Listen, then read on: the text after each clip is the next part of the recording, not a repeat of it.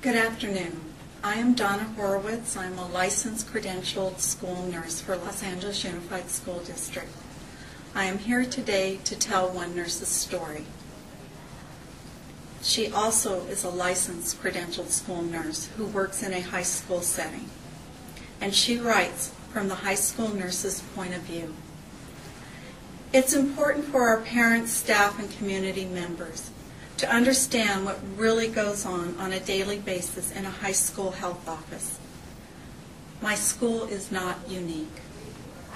My health office provides expert care for seeing over 100+ students daily, many who have no other source of medical health assessment and treatment for serious and chronic issues. With approximately 3,000 students on campus, we are the size of a small city.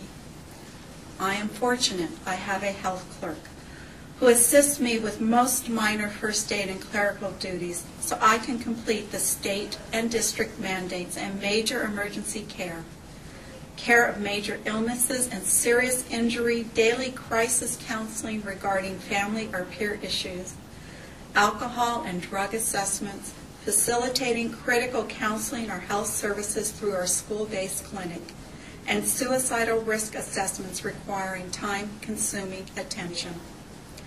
Since the first day of the school year, I've had almost 24 students and one parent transported by paramedics for life-threatening conditions. These conditions included such things as a malfunctioning pacemaker requiring immediate surgery, students unconscious from head trauma, drug and alcohol overdose, severe asthma attacks, a stroke, and even unresponsive students found on the floor in a classroom. All of this is in addition to broken arms or legs. I have many diabetics, most receiving insulin on a daily basis, some very fragile, who require close monitoring. One student was recently hospitalized in a coma. I have at least 12 known students with seizure disorders who must take daily medications. Many cardiac students, some with pacemakers. Approximately 200 asthma inhalers, many EpiPens, and glucagon for emergency injection, and many daily medications. I am solely responsible for all health assessments, vision and dental screenings, and individualized educational plan meetings held for 300+ special education students on my campus. All identified students receive a referral and are followed up with community resources. I do the suspected child abuse and neglect reports, major trauma care after fights, and I'm your first line of defense for communicable disease control and bloodborne pathogen exposure. Each year I review and clear over 1,300 sports physicals that are mandated for every student participating in sports in the school. If they're not cleared by the Design for Student Safety standards, they don't get to play. When students are on ventilators, at times it requires me to provide emergency bagging, which I have done this year to save a student's life. I also monitor students who require oxygen. Tragically, last spring, a student was found essentially dead in the bathroom. No pulse, no breathing.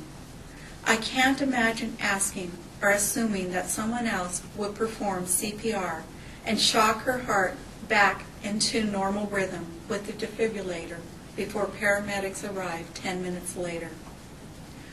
All of these situations could have resulted in loss of precious life and present serious potential liability for the school district if not handled properly by the licensed credentialed school nurse.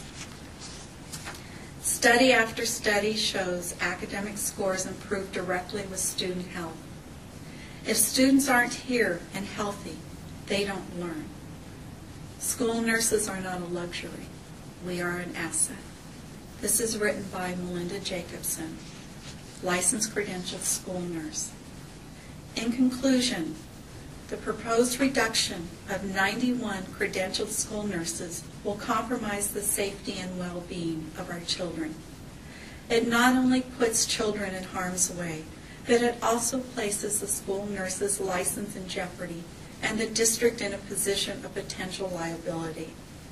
It is the right of all children to have their health needs safely met while in the school setting. Let me close with a reading of a letter from one of our parents from this high school. She writes, "Dear school board members, it is very difficult having a child with a serious medical condition. Parents worry 24 hours a day about the safety of their children. If it were not for school nurses, my son's health needs could not have been attended to in a public school setting. His multiple needs have required the skills of a credentialed school nurse.